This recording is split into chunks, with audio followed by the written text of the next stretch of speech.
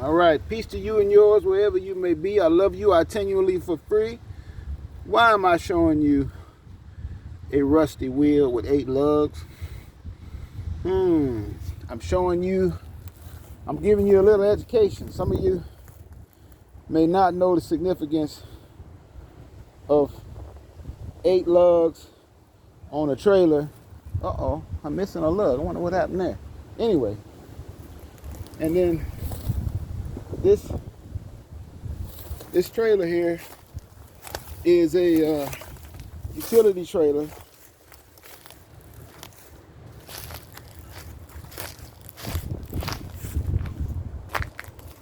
Okay, hold on. All right, I'm gonna pick up again here. So it's a utility trailer, and the significance of the 8 lugs is that it's like a on a truck. If you get a truck with 5 with 5 lugs on the wheel, it's more than likely half ton. If you get a truck with 6 lugs on the wheel, it's more than likely 3/4 ton, but it could also still be a half ton truck. If you get a truck with 8 lugs on the wheel, it's either a 3/4 ton or 1 ton. And if it has dual wheels on both sides of the truck, then it's a 1 ton. When you see a trailer that has 8 lugs, that is going to have 7,000-pound axles. That trailer has, or it could have 8,000-pound or 10,000-pound axles.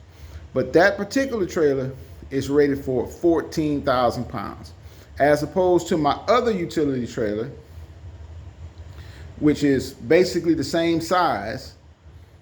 It has, I think, 5,500-pound axles, right?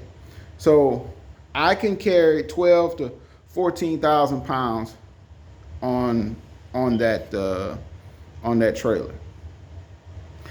The benefit of that for me is to be able to carry like an excavator or a skid steer, or a lot of weight. But the real reason why I'm bringing this to you guys is a lot of folks are thinking about, living off grid or getting into a preparedness type mindset, but they don't bring the tools necessary to get themselves set up for that type of lifestyle. Whereas my training was tools first. You tool up and you get things. So I've had that trailer there a short time. I bought it at an auction, and it had one bad axle. Actually, the axles weren't even on the trailer when I got it. They were in the bed of the trailer, and one of the axles was bad. And so my local trailer supply place here, they made me a good deal on 2 axles. So I went ahead on and bought brand new axles and put that on there. And that trailer, like my other utility trailer, is 82 inches wide on the inside. So I can actually drive a car, or a truck onto that trailer and tow and use it to transport a vehicle. And I've done it many times, not with that trailer, but with my other trailer, which only has 5 lugs on the wheel. Now, what I'm stressing to you guys is best case scenario, okay? You got to have a way to move materials. You have to have, a way sometimes to move your furniture, to move your appliances, to move tools, et cetera, to and from a job site or your homestead or whatever the case may be. I put my tractor up on my trailers, all of that. But if you can find a trailer, a utility trailer that is 82 inches wide on the inside, and it has 8 lugs and 2 axles, make that your preference when you buy your utility trailer, because it will give you the most options of what you can tow. My other trailer, which I've had since 2005 or 2006, which has been one of the best tool investments I have ever made, it has saved me so much money and made me so much money. It is, I couldn't even really qualify it to you in terms of a total, but I can give you some examples just from this project that I've been working here. I put that trailer, the trailer that you just saw, I put it in service before I beautified it, you know, as a trash trailer. And so we took all the stuff that we have to demolish off of this building and we put it on that trailer. I used my other trailer before that, which my other trailer right now has metal roofing on it for another project. But I used my other trailer as a trash trailer before that. A 16-foot utility trailer, like the one that I described, with 4-foot walls, holds 12 cubic foot of material. So if you put plywood around the outside walls, as you see there, or OSB, that's what that is, it'll hold 12 cubic feet of material at the 4-foot mark.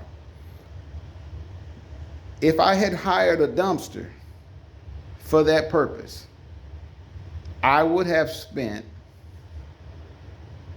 about $400 a month, or $400 a dump for that dumpster. I think they charge something like $250 or $300 or something like that to bring it out on the location. And then they charge like $100 and some change to dump it every time you call them to come and dump it. And then they charge you a monthly charge. So I've made on this particular project 3 or 4 dumps, and that's going to be either the 4th or the 5th dump.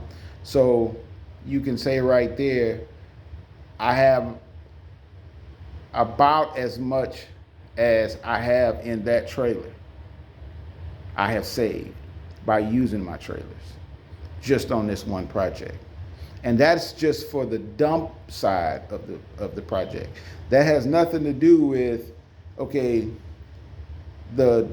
all the 2x4s that I had to have delivered, all the 2x6s, you know, et cetera, et cetera, et cetera. Everything that I had to pick up material-wise to bring here that would have been $150 a trip or $75 to $150 a trip from the lumber yard. I move it on my equipment, you know, and I save that money. Like I said, when I need to haul my tractor, and now that I have this heavier weight equipment, I can haul an excavator, and I'm going to be actually, God willing, doing some videos where I'll be picking up an excavator and renting it for a month or two to do some work on the different properties that I'm responsible for. So that's really it. That's the long and the short of it. You know what I mean? If you want to really get into an off-grid or preparedness type of a lifestyle, I can turn as you go. If you want to get into an off-grid or preparedness type of lifestyle or situation, you know, my advice to you is tool up. You know, get the proper transportation, which at the very least is going to be a half-ton truck or van. To me, vans are better than trucks in many respects, especially if you have the trailer. And you know, my teacher, he had both, but he used the van primarily, and he made me appreciate the van, because my dad had vans and trucks, you know, but I really never appreciated it the same way until this other gentleman really explain the significance from from his politics, from his politics. So anyway, that's all I got on it, guys, for right now. It's cold out there in most places in the country today. Stay warm, and it's pretty cold for us over here according to our weather. So anyway, peace to you and yours wherever you may be. Of course, I love you. I genuinely for free.